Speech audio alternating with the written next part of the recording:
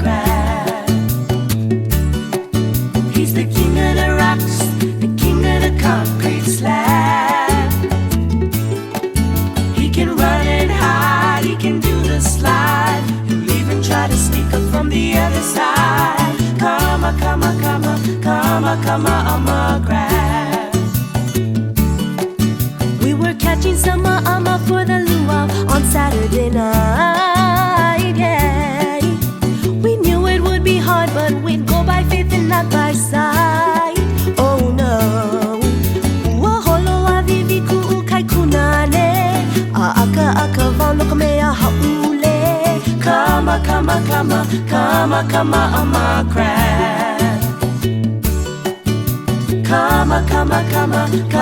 Kama, crab. He's the king of the rocks. Well, ladies and gentlemen, welcome to the show number 3, Spotlight NSB. My name's Joel Page. I'm a host on the show here. And we have a very special show for you tonight. I've been putting together, it's taken a while. But there was a fair amount of research that I needed to do on one of our subjects tonight, and that is cancer. Anyway, I want to start it off by first of all congratulating our hometown football player, Raheem Mostert, who scored a touchdown this week against the Baltimore Ravens in a very close and tough fought out game between the 49ers and the Ravens. What a heck of a game. I think these two teams could meet again in the Super Bowl. Anyway, I'm going to start out our show telling you about our sponsors. Our sponsors are Thai Mango Thai Restaurant, finest Thai food in town. And be sure to go there and say that I sent you. And also Ingrid's Fresh Produce in Edgewater.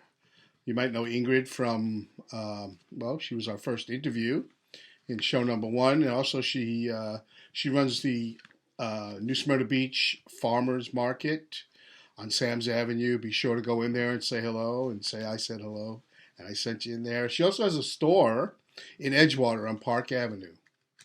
So be sure to go in there. Okay, thank you.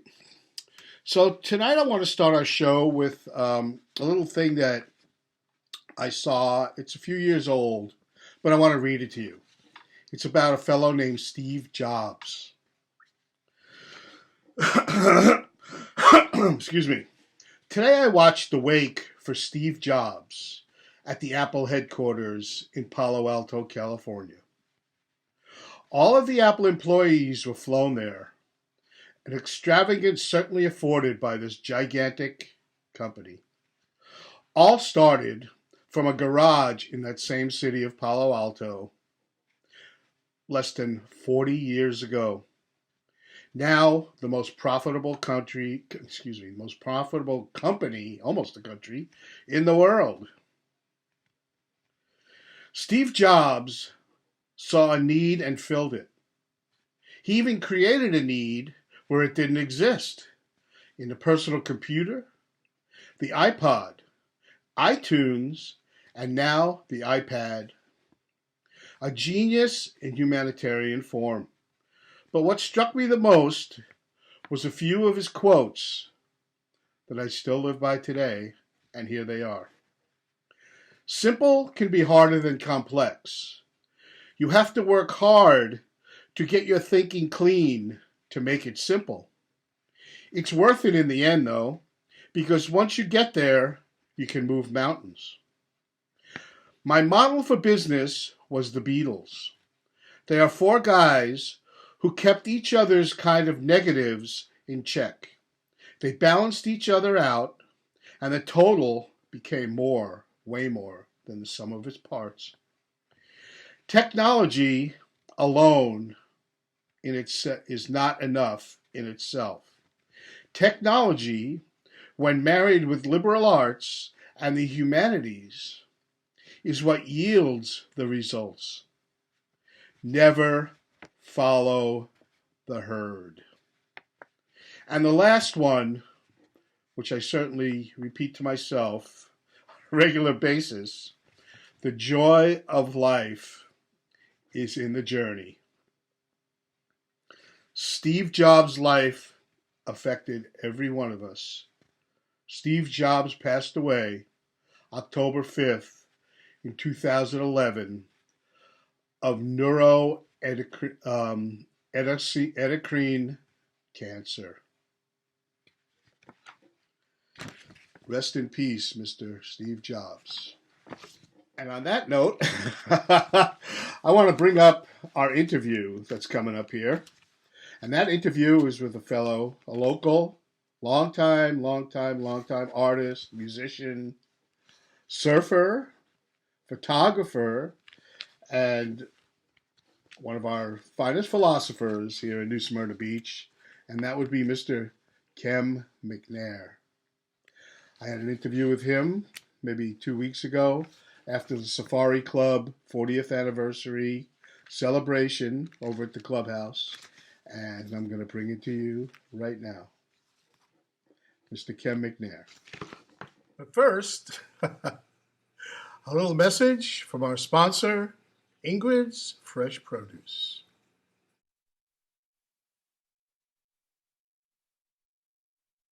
If you haven't been to Ingrid's Fresh Produce on Park Avenue in Edgewater, you're missing out on some of the finest, freshest produce in the New Smyrna Beach, Edgewater area. Ingrid also sells her produce at the farmers market on Saturday mornings in front of the City Hall. So please make your way over to Ingrid's for the finest produce in the area.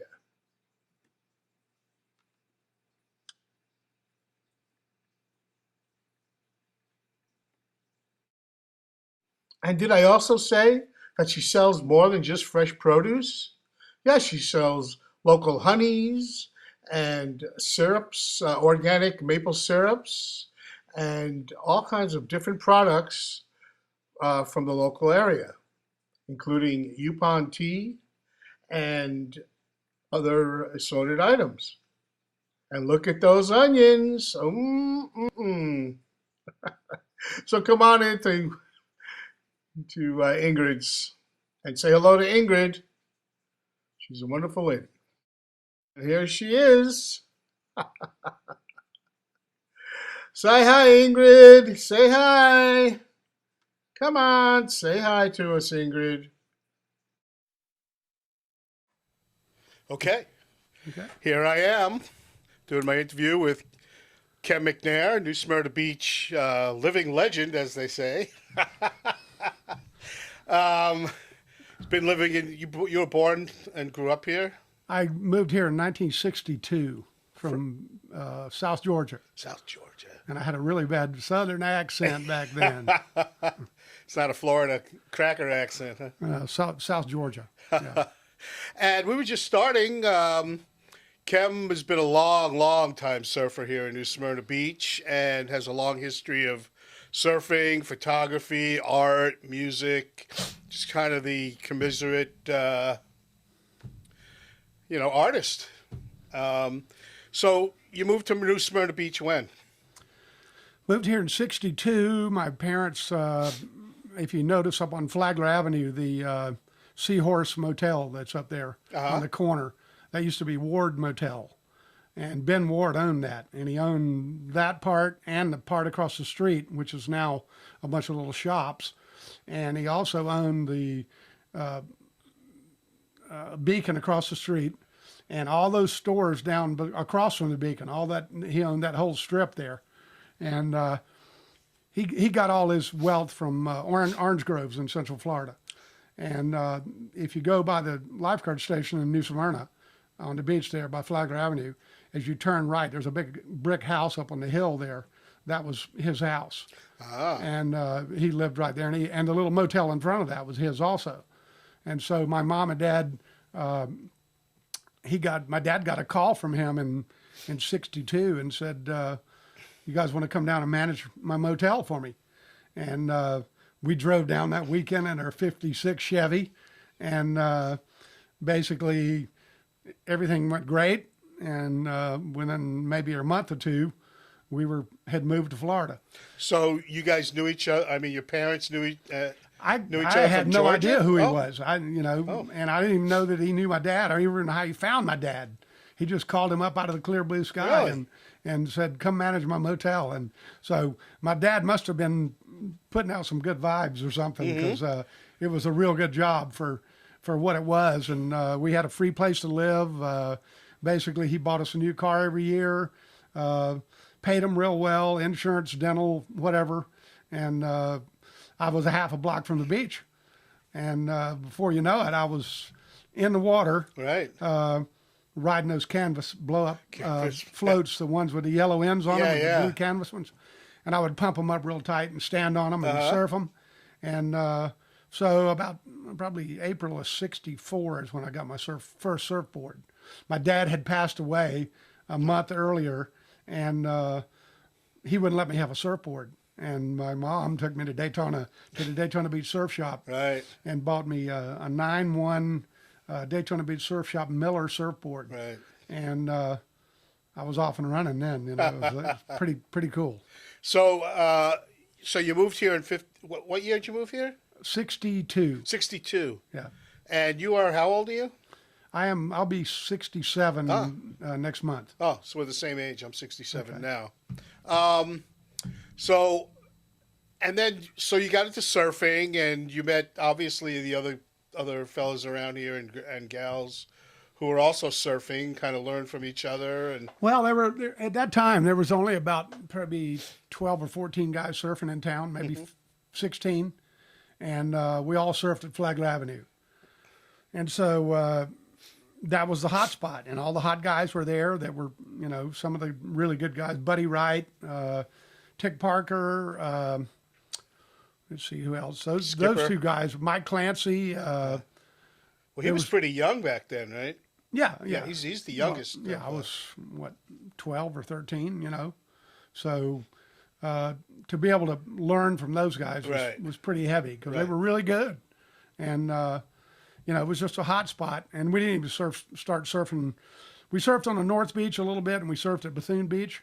And at 9 o'clock in the morning, the lifeguards would come on, and they would close the beach to surfing. Ah, right. Surfing, you couldn't surf on the beach after 9 o'clock. Right. You could surf after 5 and before 9. And so Buddy Wright used to pull up. His dad had a big cabinet shop over town, and it had a big flatbed panel truck with panels on the side. And he would pull up to Flagler Avenue at 9 o'clock, and everybody would come out of the water and get in his truck, and we'd go up to the North Beach and surf, or we would go, down to Bethune and surf. Kind of keep one step ahead of the beach patrol.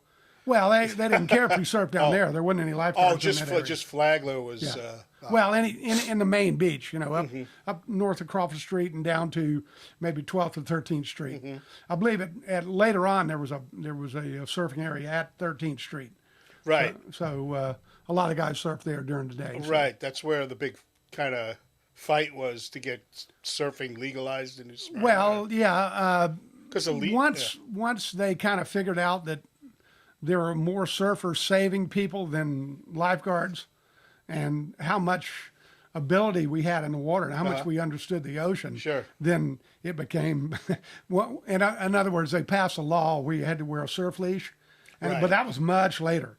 When that came along, they allowed us to surf anytime, because you're not going to lose your surfboard. Yeah, nobody's Back gonna then, get whacked with surfboards were so long and weighed so much. If you ate it and your board flipped upside down, it would go all the way to the beach, deck down, fin up, riding the whitewater sideways all the way to the beach. Right. And some unknowing tourist would get in front of the surfboard and try to stop it. Right. And right when they touched it, they would push on that outside rail as the wave was coming toward them. They would grab that rail, and that board would flip up in the air and hit them in the head and just total take them out. you know. And it was dangerous. You learn to never get on that side of a surfboard. Get out of the way for sure. Business end. Yeah, exactly. So that was the mid '60s to late '60s. Yeah, And then on into the 70s. You know, me and Coffee were the first guys to surf the inlet. Nobody surfed down there. The waves were horrible down there all the time, and they had just finished building the jetty. Yeah. And it was, you know, nobody was going down there, and it was my senior skip week in 1971, and me and Coffee drove down there just on a whim, and there was a killer big peak out there, just perfect, going left and right. Look at that thing. We paddled out. We're out for a couple hours, just having a blast. Went in, went back to wherever we had been surfing and whatever, hanging out with our buddies, and everybody's asking us, "Where you guys been?" "Oh, just hanging out, you know, just keeping it a secret." Yeah, the inlet, yeah. And we did that about 4 days in a row, and it was good every day. And we were amazed, and somebody saw my car down there and drove down there and parked and paddled out. And then after that, the word was out, and it was crazy after that. You know, it was the spot. You know, and it basically developed somehow. Whatever they did to the jetty, you know, made that wave happen. Right. Well, just the whole movement of the sand. You know, Yeah, well, outside, in the jetty, out of the jetty, all you know. You know that the jetty starts way back by the Coast Guard station. Right. And it's about 5,200 feet long, almost a mile long. And it goes all the way out to where it is. There's only a little piece of it sticking out now. Right. But if you go back up the beach there and climb up over that first walkover, you can see where the jetty goes, basically, and you'll see it turn and go back toward the Coast Guard station. And all that sand on that side of it and on the inside of it, all that sand was pumped in there from the mouth of the inlet. Right. There was a big dredge down there for, you know, probably a year, pumping that sand in there and filling that, making that park is what they. Right. From your days of surfing, you kind of went into different areas like photography and. Well, I started playing artwork. guitar when I was 12 or 13, and that progressed, and I started taking photographs back then, and didn't really like the way my photos looked because they didn't look like what I saw when I took the picture. And then the music thing, the art thing, I was always drawing and, you know, trying to learn how to paint. And I painted probably 8,000 or 9,000 surfboards in my life. Oh, right. And laminated that many. So I was a laminator for CB and a bunch of different other people. And at one time, that was a profitable business. You could Right. you could be and you were always doing it piecework. So, and you were an independent contractor, so you were getting paid per unit. And it was to your behoovement to basically go real fast. Pump them out. Yeah, Sure. and if you could figure out how to do it real fast, you could make some decent money. Well, that was a big industry here in New Smyrna for what, about 10 years? A little longer than that, probably. And now there's, I don't know how many surfboard builders are in town. There's probably 8 or 9, maybe 10. And they all sell boards all up and down the coast. But in the heyday, CB was the biggest. And we used to build 40 to 60 boards a week, almost the whole year, you know. And that's a lot of boards. And he had big trucks. He would deliver them all up and down the coast. And, Right. you know, he had it down, you know. In the wintertime, it would slow down, and we would do 20 or 30. And then we'd take a couple of weeks off and when it got real cold. Always fun, though, you know. Sure, yeah, surfboard building was a pretty big industry here. And so tell us about your photography. I know you have some kind of famous photographs floating around. Yeah, once I got into digital photography, I've been doing Photoshop for 21 years. I was taking an art class and I was taking a class in, I believe, Aldous Freehand, which is basically Adobe Illustrator. Right. Up at the junior college, and my professor was a surfer, and he had the first version of Photoshop, and I had done so well in the class till I really didn't. He wanted me to help him out on the last couple of days, you know, helping different students, you know, get over some humps, and we did that, and I had some free time, and he loaded up Photoshop and showed it to me, and I freaked completely out, and so got some cameras and started messing around with Photoshop, and had been working for a company in Orlando doing computer graphics and different things. And once I started shooting and figured out how to make my photos look like the way I wanted them to, or the way I saw them, then it really took off. And I think in 2008, I believe, I was down at the inlet, and I'd been shooting surf photos, and I grabbed my camera and walked down to the water with Skipper Epplin. And we were standing there talking, and this guy took off in a little 2 or 3 foot wave and did a little cutback. And I'm focused completely on the surfer. And Skipper asked me, did you get that? And I go, yeah. And I looked at the camera and backed it up a couple frames, and here's this 6 foot blacktip shark coming right out of the water, right behind the guy. And I go, are you kidding me? And what's weird about that is I usually would shoot at like f5.6. And for some reason, just before I took that photo, I went to f11 and walked down, or otherwise that shark would have been completely out of focus. All right. And I gave me the depth of field to be focused on the surfer, and the shark still in focus. And I don't know if the man upstairs was looking down on me that day, but it was one of those happy accidents, and ended up, as they say, going viral. Right? yes, it went ridiculous viral. I put it on Surfline that night and got just tons and tons of hits, thousands. And so I went, well, boy, that's weird.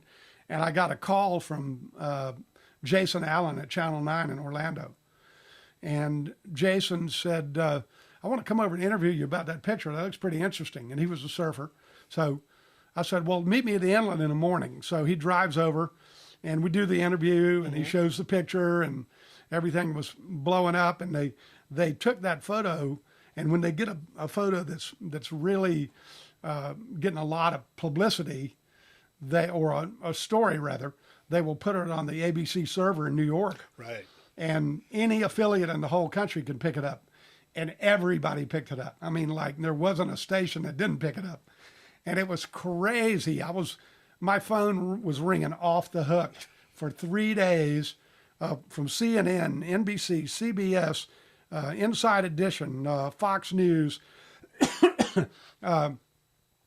Just ridiculous. Well, they all had to get permission to use it, right? Well, they all wanted to interview me. Oh, they wanted to interview you. Uh-huh. Yeah, and get permission to use it. So, because ABC, I had given them permission, but I didn't go all these other guys. Right. So they all wanted to do it, and it just went ballistic. It was worldwide in just a week. And then I started getting offers from the big photo companies, the distribution people. One from England, Barkoff Media, and one up in New York, a big one in New York. And I started playing against them, one against the other. And so basically the best deal I got was 60% from Barkoff for me and 40% for them. And they could distribute the photo worldwide for, wherever they wanted, for newspapers and magazines. And I could still do video or whatever I wanted. And so they said, yeah, we'll do that. And so within, I think, 6 or 8 months, that photo had sold about $11,000 worth of income for me. And they were still selling it. And I would get residual checks, Those are the good kind. Yeah, off and on from that photo. And it did real well, just...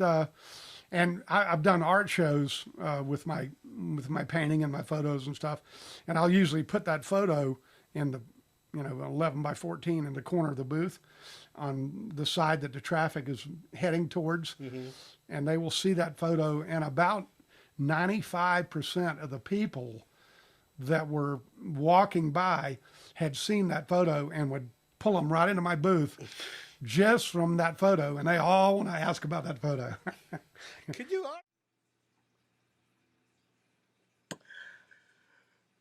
Hello, ladies and gentlemen. This is Joel talking. Anyway, our Ken McNair video interview it's a very long one, so we've decided to cut it in half, and this is about the middle, and bringing the second half in our next show in about 2 weeks, unfortunately. because our next segment, which is a very important segment, is about cancer. And that's also a longer segment because there's so much information I wanted to bring you. So we're going to bring you our next segment right now. That's all about cancer and a cure for cancer that has been kept hidden from the world, basically. And then we have Joe Payne and Friends to finish it off with some wonderful music from them appearing at Off the Wall Wine and Gallery over on the North Causeway. And so that's it. And here's the rest of the show with my segment about cancer. Thank you. Okay, we're back. And I'm going to begin by pointing out cancer. Now, in this video, we're going to talk about two very important bioidentical proteins. One is called GC macrophage activating factor, which is produced in the human body. We're going to talk about nagalase, which is also a protein which is also produced in the human body by cancer cells. Yes, by cancer cells. Almost identical to GCMAF. Now, GCMAF protein is part of the human immune system, and a very, very extremely important part of the human immune system. Because what GCMAF does, it activates your macrophages. Macrophages are produced in the human body, and they are the little monsters that eat foreign particles, cells, bacteria, viruses that invade the body. Cancer is one of those. What cancer does, and this is an amazing thing, how it fights back, because what we're talking about here is two super intelligent systems. The immune system of the body and cancer that doesn't want to get killed by the macrophages. So what cancer cells do, they produce this protein that mimics GCMAF, so that GCMAF goes to sleep and doesn't activate the macrophages to attack the cancer cells. The useless cancer cells that all they do is destroy the human body. So that's the simple of it. As earlier we talked about the simpleness of life. That is the simplest part to understanding the battle that constantly gets waged in your body 24/7 from before birth, because you're in your mom and it's going on there as well, all the way to death.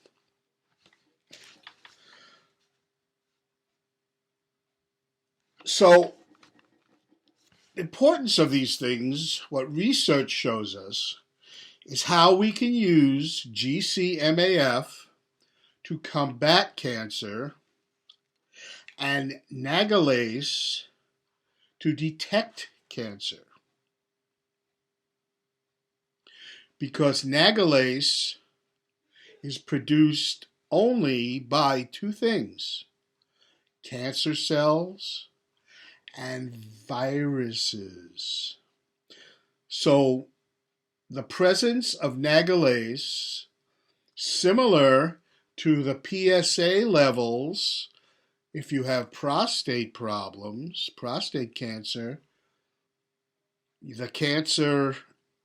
a prostate cancer gives off, I'm not even sure what PSA is, but that's how doctors know that when you have elevated levels, you have prostate cancer.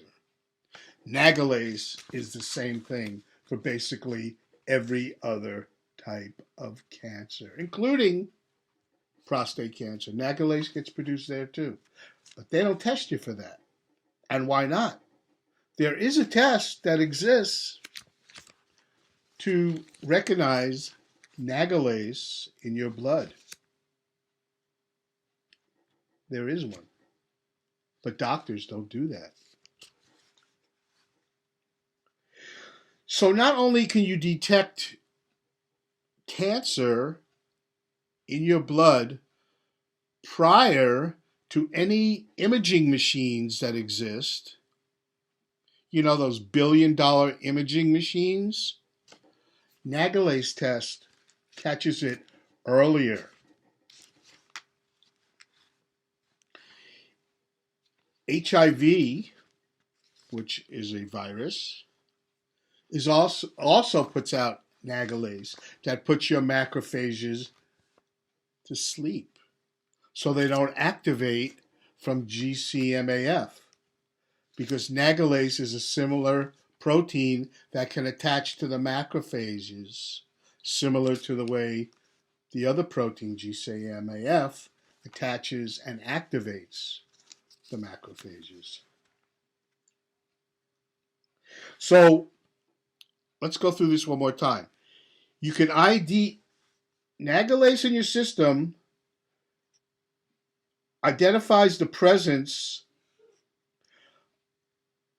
of metastatic cancers in your system and viruses, including HIV.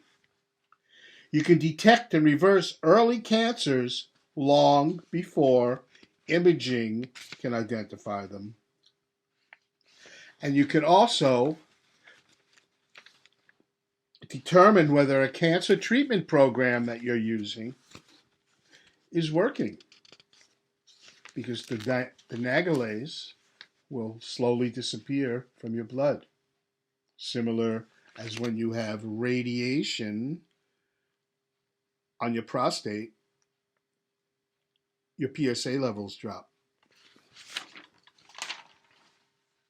So what I'm saying is nagalase screening coupled with early treatment using a tiny nano amount of GCMAF has the potential to rid us of cancer. Now, of course, that's a strong statement made by me,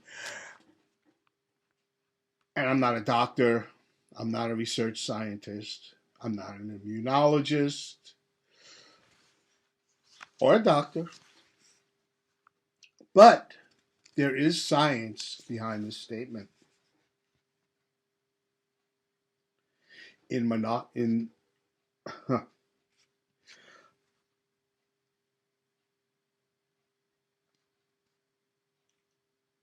So what I have is a strong statement. Yes, examine the science behind GCMAF and nagalase and the molecular biology of macrophage action will realize it is true. If you had cancer, like some of us do, you'd be saying, where is this stuff? How come I can't get it? Because the levels in your body are not high enough, and the nagalase is turning off the GCMAF to attacking the cancer. So why can't you get it? Well, unfortunately, you can't. You can't get certified pure, bioidentical GCMAF because several reasons. One is the Food and Drug Administration in Washington, D.C. They won't allow it. As well, and this might even be a stronger reason, is because of the cancer industrial complex. They can't have it. Follow the money. So routine testing of Nagelase finds cancer early, similar to the PSA level in prostate cancer. Nagelase is only produced by two entities, we talked about that, cancer cells and virus cells. So a viral antibody test would quickly alert you to the presence of cancer. Nagelase in your system, there's either cancer or virus, and you could take a viral test and narrow it down.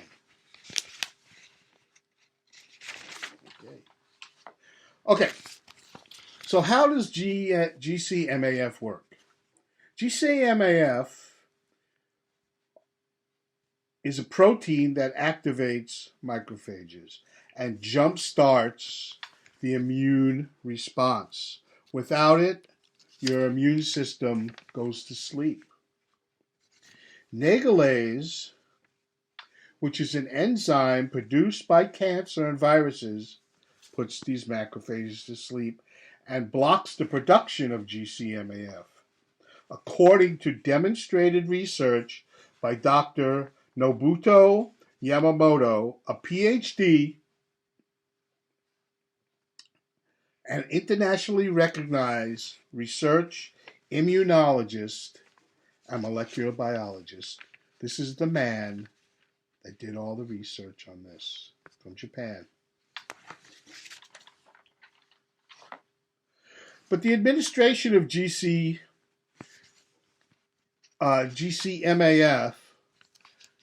in other words, if it's made in the laboratory, and he did this, and get injected with this substance, of which you only need nano amounts, it bypasses the Nagelase blockages and reactivates the macrophages. And that's how you attack the cancer. And the macrophages proceed to kill the cancer and HIV or any other virus in your system.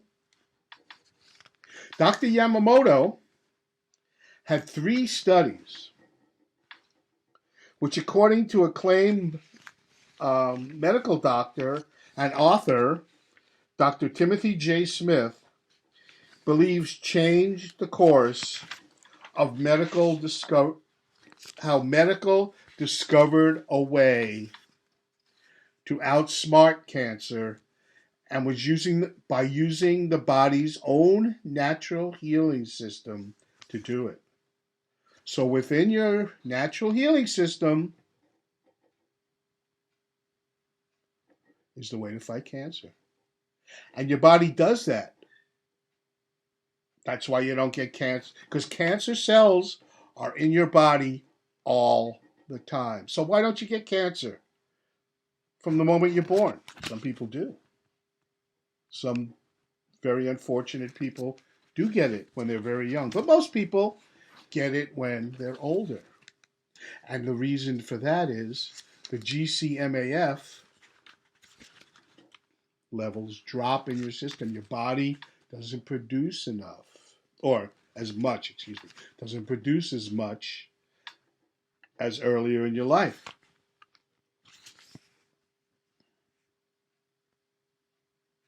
So when Dr. Yamamoto did his research using the body's own natural healing system to do it, it worked 100% of the time. basic science, including all the molecular biological information, published research studies from 25 years of work by Dr. Yamamoto.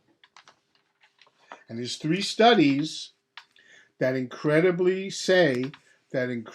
small doses, 100 billionth of a gram. That's what we're talking about. 100 billionth of a gram. You can't even see that with the naked eye. You can't see it. That's what it took to cure cancer. And you can make it in a laboratory. And guess what? You don't need chemo. You don't need radiation. You don't need imaging machines. You don't need oncologists. You don't need the whole industrial complex of cancer companies, pharmaceutical companies. And what about all this American Cancer Society and all these charities that collect billions of dollars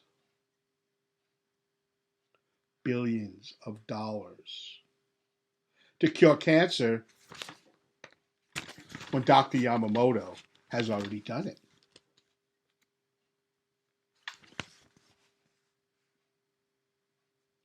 GCMAF has in the laboratory and using human subjects cured metastatic breast cancer, prostate cancer, colon cancer, pancreatic cancer, the worst cancer. That's pretty much the worst cancer there is. I know somebody that has that, and it's awful. 100% of the patients were cured using the GCMAF protocol.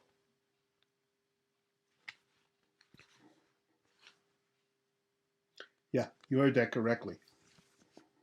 And that was in 3 studies of Dr. Yamamoto. And a 4th study, which was done on HIV patients, because remember, GCMAF and the macrophages attack viruses as well, using the same treatment. This is in 2009, 10 years ago.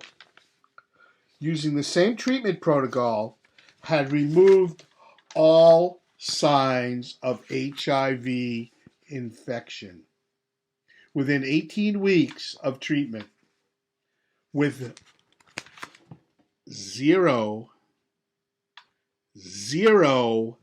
side effects. If you've ever had chemotherapy, you know the side effects. Your hair falls out. You're sick. You're wasted for days. You're getting poisoned. That's how the cancer industrial complex takes care of you by poisoning your body when the cure is already here. But it's not out there, because even in Europe, where they had factories in Germany, I believe, and in Japan, making the pure stuff, and the European Union police went in, shut down the factory, destroyed everything in there, arrested the people that were doing it, and shut down all the clinics. As a matter of fact, some of the doctors, and this was in the United States as well, because they were using it here, have mysteriously, and it sounds crazy, disappeared or got mysteriously lost their lives. There was one here in Florida, Dr. Bradstreet, I believe his name was. Yeah, you can look that up. Go on the internet and look up everything I'm saying. As a matter of fact, I'm going to give you a link to the book that tells you the whole story. It was written by Dr. Timothy Smith, medical doctor Timothy Smith. He's written several books on diseases, and cancer is one of them. And that's where he talks much more deeply than this is going into the cellular biology of the whole thing. And I'm going to put a link on there so you can read it if you want. I have read most of it, and it's amazing. It's very amazing stuff. Cellular biology it's actually pretty cool. Okay, so the breast, let's get back to this. There are no side effects, okay? The breast and prostate cancer were gone in less than 6 months. The colorectal cancer was gone in about a year of treatments. And this is getting a shot of GCMF once a week. So 52 treatments, no side effects. And the cost is so minimal. Minimal. 5 to 7 years of follow-up on the patients that Dr. Yamamoto treated. 5 to 7 years later, there was no reoccurrences of the cancer. This was the culmination of decades of research by Dr. Yamamoto. You can look that up. So, according to a friend of mine, Glenn, who is an academic, he's a professor. Well, he was a professor. I still call him the professor.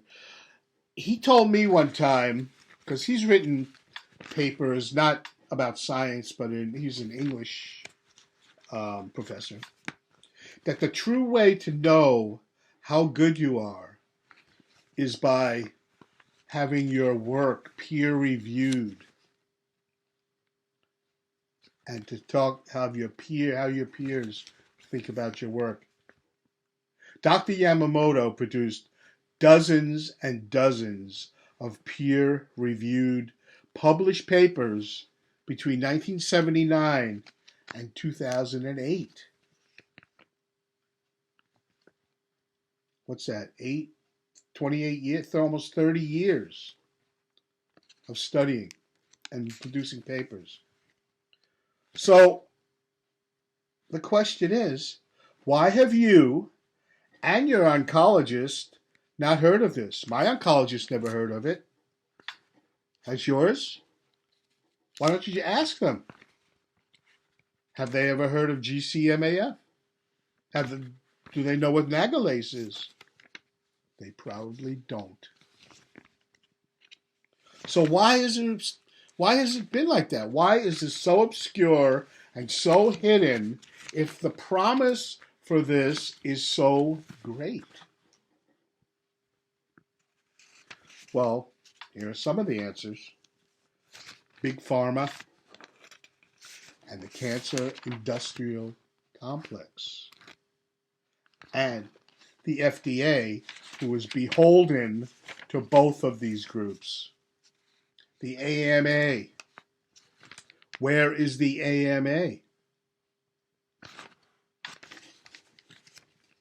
They're hiding in their ivory towers. That's where they are. And in their golden bathrooms.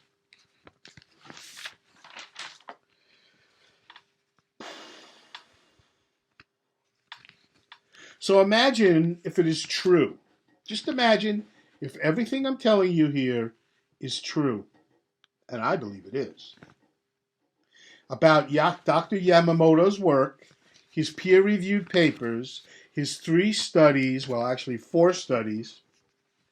Who would be the beneficiaries of these things? Who would be the winners and the losers? Well, Big Pharma would be a loser. And their trillion-dollar chemo industry, they would be losers. Big medicine. And there's lots of them.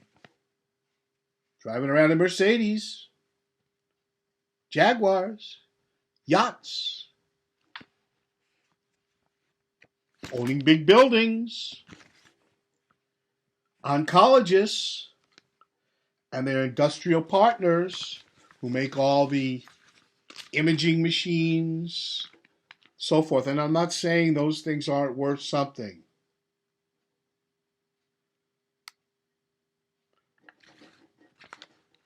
But the presence of nagalase shows you have cancer in your system long before the imaging machines even come close to telling you that. Yeah. How about the cancer industry? All of the so-called charities, their industries, the societies, the pink people. And here's something else I haven't talked about, but there's been research done on autism. Autism, they believe, is also caused by a virus.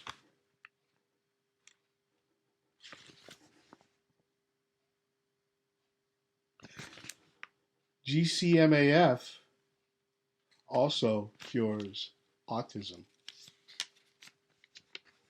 Yes, it does.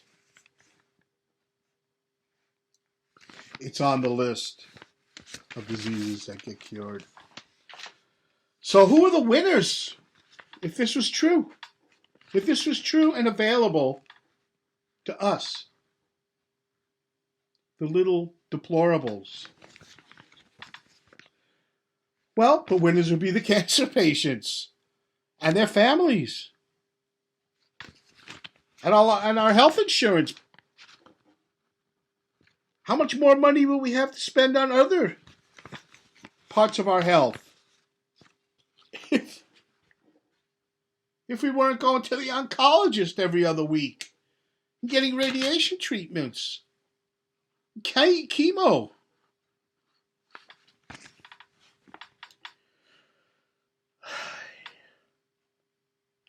Because there is no magic bullet drug that's going to do any of this.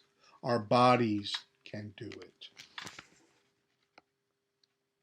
GCMAF, along with vitamin D, because vitamin D is another huge part of the GCMAF protocols.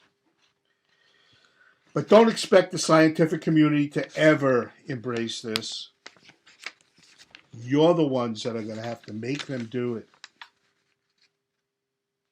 I have been writing letters to some of these cancer organizations. We'll see if I even get a letter back.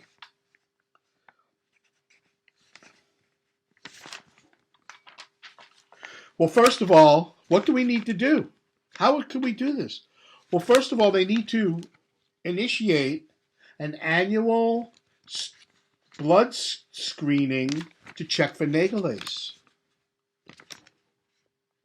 It's an inexpensive test that they can do at wherever you go and get your blood test. They can just include that in there. Yes, they could. For early detection. Remember, nagalase detection appears prior to imaging detection. And then using GCMAF to eradicate the cancer cells with the body's own macrophage immune response. Remember, our bodies are better than any drug. Our bodies, you got to read parts of this book. The book is just how intelligent our cells, our DNA is so intelligent because it created the whole immune system. And, some people say, oh, I can't understand biology and this and that. The book explains it in simpler terms. Remember, simple is the way to go. you can understand it and should understand it because it's your body, your immune system, and you need to know how to take care of it and what it can do. We don't need all that other crap. And please, read Dr. Smith's book. It's called the GCMAF book. And it's online for free. You can just go to gcmaf.timsmithmd.com. It's incredible reading about a nanoscale war inside our bodies. I know it's a lot, and I know I can go on and on and on. But how important is this? Take a look at the book and decide for yourself what you think is going on. And do some research. Google Dr. Yamamoto. See what he's done. But just take a look at the book. Read the first 5 pages. The introduction. It'll make you more interested in finding out what's going on. So anyway, that's it. It's time to stop talking and get to our next segment of Joe Payne and friends at the Off the Wall Wine Bar on the North Causeway. Joe Payne's been around forever. He's fantastic. He's playing with some of his friends. It's not his regular band, but they are good. Joe Payne he's fantastic. So anyway, thank you very much, and appreciate you watching. And if you have any comments, you can always send them to spotlightnsb@yahoo.com. And let me know. Or you can go on my Facebook page. I have a Spotlight NSB Facebook page. You can go there as well and check it out and leave me comments. I know I can go on and on and on. But anyway, cancer, GCMAF, macrophage, nagalase. That's the stuff that cancer needs to survive. It's smart stuff. Take care and have a nice holiday. I don't know when I'll be producing my next show. I got a lot going on, as everybody does over the holiday season. Happy Hanukkah, Merry Christmas, and good health to you and your families. And I'll see you probably around New Year's. Ciao.